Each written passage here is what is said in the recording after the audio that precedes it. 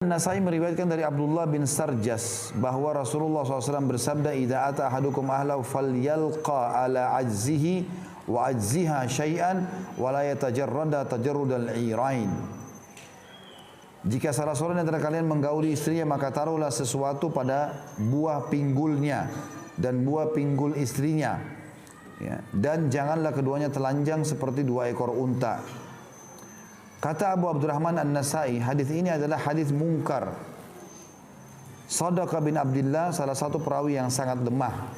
Ya, karena ada orang begitu ya, keyakinan di beberapa daerah kita, mereka bahkan subhanallah tidak pernah lihat badan istrinya.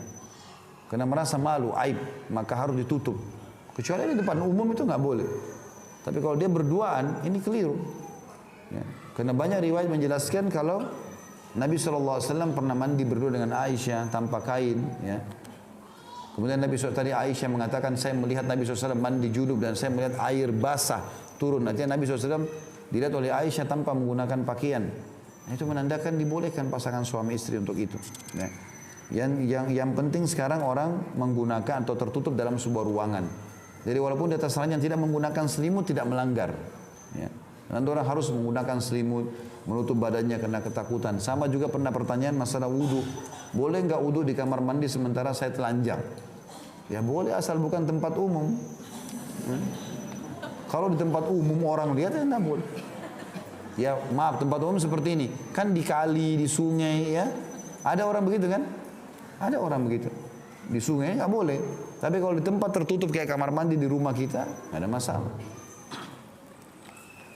Juga ada hadis yang semisal, "Idza ata ahadukum ahlahu falyastatir wa la yatajarra tajarrujal iran."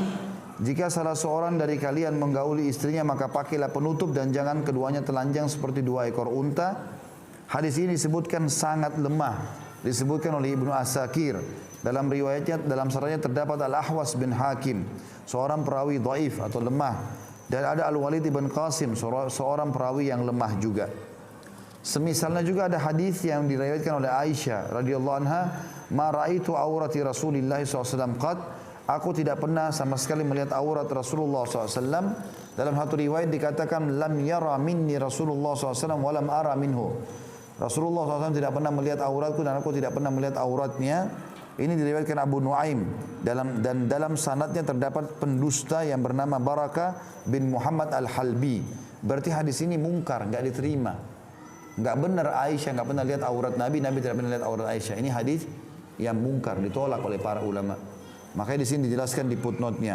Diriwayatkan Abu Nuaim di jilid 8 halaman 247 dan dikatakan dalam sanadnya terdapat tadi seorang pendusta Barakah bin Muhammad Al-Halbi.